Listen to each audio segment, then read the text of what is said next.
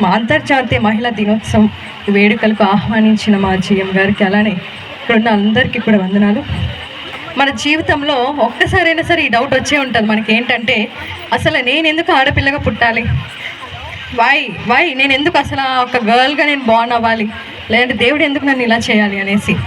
ఇది ఎందుకంటామంటే we don't know. నిజంగా మహిళల ఒక వాళ్ళకున్న శక్తిని మనకి తెలియక మనం ఒక మాట అనేస్తామన్నమాట. ఒక ఆలోచన మనకు వస్తుంటుంది. సో నేనేమంటున్నానంటే మన భారతదేశంలో చరిత్ర తిరగరాసిన మహిళలు ఎంతోమంది ఉన్నారు. మన దీని మీదే ఉంది, ఈ బ్యానర్ మీదే. అలానే చాలామంది ఎవరంటే ఝాన్సీ లక్ష్మీబాయి కానీ, రుద్రమ్మదేవి కానీ, సరోజినీ నాయుడు వాళ్ళు అంటి వారు ఎంతోమంది మేధావులు ఉన్నారు.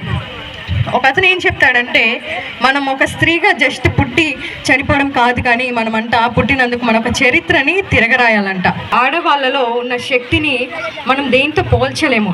ఒక పువ్వుతో పోల్చగలమా అండి? పోల్చలేము. ఎందుకంటే అది మార్నింగ్ అది ఒక విరబూసి ఈవినింగ్ కల్లా అది వాడిపోతుంది కాబట్టి. ఈవెన్ ఒక ఆకుని కూడా మనం పోల్చలేము స్త్రీతోని, ఎందుకంటే ఆకు ఈవినింగ్ కల్లా రాలిపోతుంది. అలానే మనం ఒక మంచు బిందువుతోని కానీ మంచుతోని పోల్చలేము, బికాస్ అది కరిగిపోతుంది కాబట్టి. సగౌరవంగా ఇష్టపడే ఒక చిరునవ్వుతోని మనం సదాకాలం ఉండే దాంతో మనం ఒక స్త్రీని పోల్చగలం.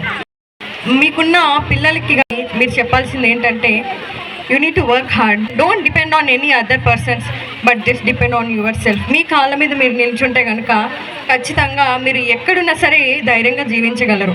రీసెంట్గా చూస్తున్న చాలా కేసెస్ ఏంటంటే, ఎక్కువ ఈ డైవర్స్లు కానీ, హరాస్మెంట్ కేసులు కానీ, ఇవన్నీ మనం చూస్తుంటాం. అవన్నీ మనం జయించాలంటే ఖచ్చితంగా మనం డిపెండెంట్ అవ్వకుండా ఇండిపెండెంట్గా ప్రతి ఒక్క మహిళగా మనం ఉండాలన్నమాట.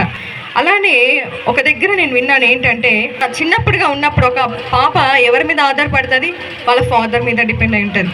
అలానే ఒక ఉమెన్ ఎవరి మీద డిపెండ్ అయి ఉంటుంది అంటే వాళ్ళ హస్బెండ్ మీద డిపెండ్ అవుతుంది.